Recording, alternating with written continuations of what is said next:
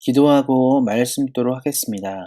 사랑의 하나님, 오늘도 귀한 말씀의 은혜를 내려주시고 날마다 말씀대로 살고자 하는 우리 사랑하는 온세상교회 모든 성도님들에게 힘과 능력을 부어주시기를 기도합니다. 성령님 함께하여 주셔서 지혜롭고 은혜로운 말씀을 온전히 깨달을 수 있도록 도우시기를 기도합니다. 지금은 살아계신 하나님의 말씀을 듣습니다.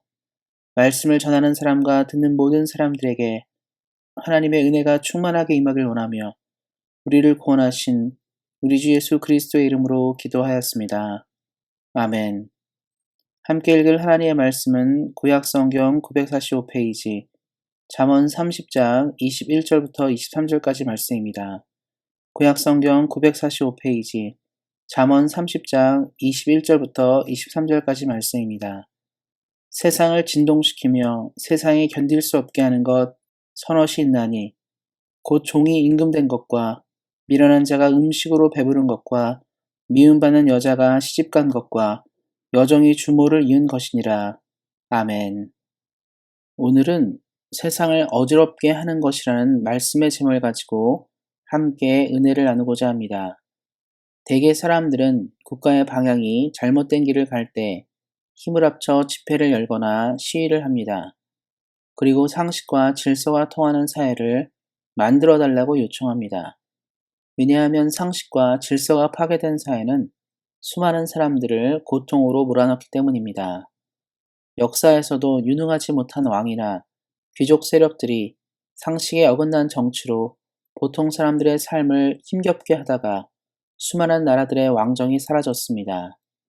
이렇듯 세상은 과거나 지금이나 그리고 앞으로도 상식에 통하는 사회를 원했고 원하고 바랄 것입니다.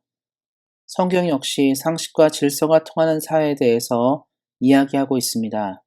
오늘 본문을 살펴보면 세상을 진동시키며 세상이 견딜 수 없게 하는 것들을 이야기하고 있습니다. 이 말은 세상을 혼란하게 하여서 세상에 용납할 수 없는 것이 있다는 것을 의미합니다. 먼저 종이 임금이 된 것으로 이야기를 시작하고 있습니다.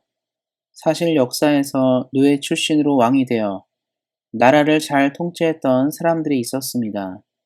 인도의 노예 왕조가 그 대표적인 예입니다.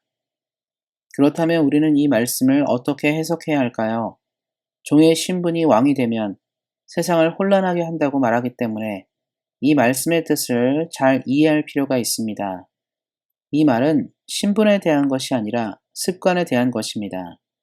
만일 주인의식이 없고 시키는 것만 하는 노예가 왕이 되어서 나라를 운영함에 있어서 종의 생각으로 나라를 통치한다면 그 나라의 백성과 그 나라는 매우 불행할 것입니다.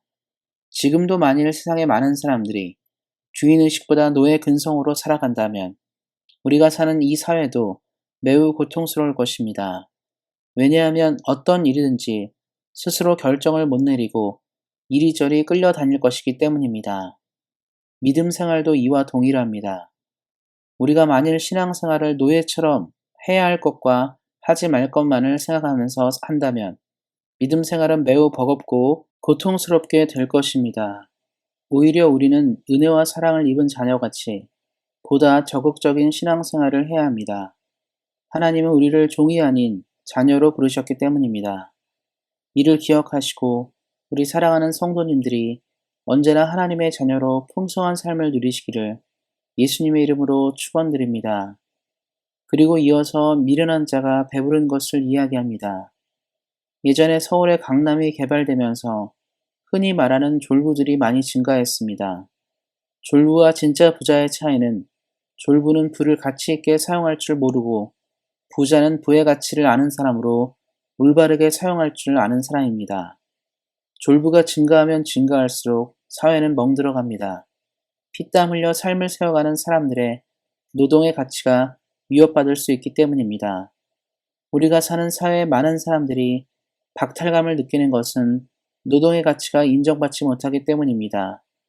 돈 많은 사람들이 부동산을 가지면 놀고 먹어도 아무 문제가 없기에 오늘도 수고하는 보통 사람들이 느끼는 상실감은 매우 클 것입니다.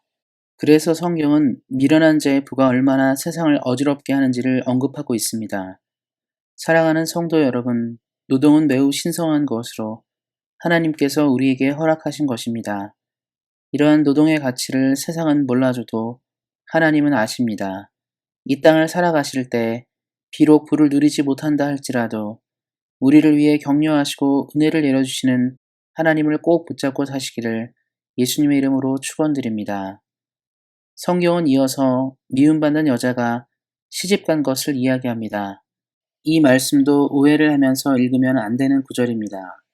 서러움을 받고 고통을 받는 여자가 시집을 가면 세상이 혼란해진다는 이야기가 아닙니다.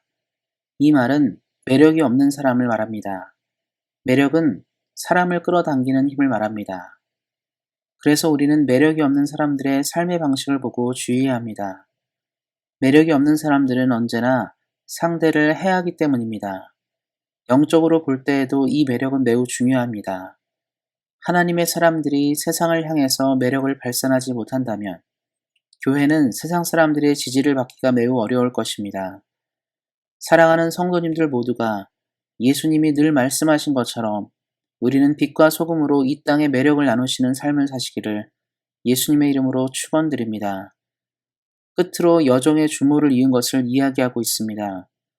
조선시대에는 종종 중전의 자리를 차지하기 위해 후궁들이 모의를 꾸미는 경우들이 있었습니다.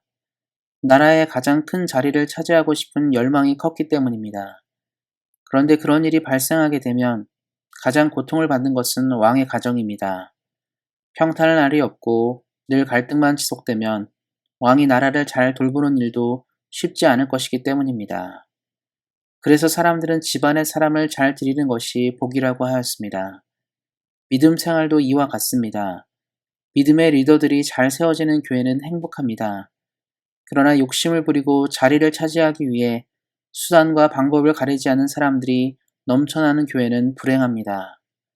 우리 사랑하는 성도님들은 이를 잘 기억하시고 항상 좋은 사람들이 되셔서 개인의 이익보다 교회를 생각하는 마음으로 신앙생활 하시기를 예수님의 이름으로 축원드립니다. 말씀을 맺겠습니다. 오늘 말씀처럼 세상을 어지럽게 하고 고통스럽게 하는 것들을 기억하시고 늘 말씀대로 사시는 우리 사랑하는 성도님들과 온세한 교회가 되기를 다시 한번 예수님의 이름으로 축원드립니다. 기도하겠습니다.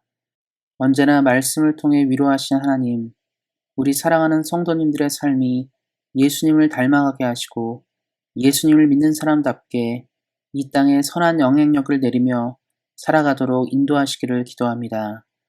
늘 말씀의 은혜를 부어주시고 주 안에서 늘 강건한 믿음을 허락하시기를 기도합니다. 우리에게 언제나 좋은 것들을 부어주시는 하나님께 감사하며 우리를 구원하신 우리 주 예수 그리스도의 이름으로 기도하였습니다. 아멘. 이어서 기도하는 시간 갖도록 하겠습니다. 먼저 내일 있을 주일 예배가 하나님께 영광 돌리는 예배가 되도록 기도해 주시기 바랍니다. 그리고 온세한 교회가 우리를 불러주신 하나님의 소명을 깨닫는 교회가 되도록 기도해 주시기 바랍니다. 훌륭한 목사님이 오시도록 담임 목사 청빙을 위해서도 기도해 주시기 바랍니다. 우리 안에 몸이 연약한 분들이 주 안에서 회복되는 역사가 있도록 기도해 주시기 바랍니다. 그리고 선교지 미얀마의 복음의 문이 더욱 넓어지도록 기도해 주시기 바랍니다. 우리가 떠나온 조국 대한민국과 우리가 살아가고 있는 땅 캐나다가 코로나를 잘 대처하고 이후에 있을 모든 상황 가운데 하나님께 영광을 돌리는 나라가 될 수 있도록 기도해 주시기 바랍니다. 끝으로 우리 사랑하는 성도님들의 개인 기도 제목 가지고 뜨겁게 기도하는 시간 갖도록 하겠습니다. 우리 사랑하는 성도님들의 삶이 이 땅에서 살아가면서 칭찬받고 하나님이 기뻐하는 인생을 사시기를 다시 한번 예수님의 이름으로 축원드립니다. 오늘도 말씀 안에서 은혜 안에서 승리하세요. 주의 사랑으로 사랑합니다.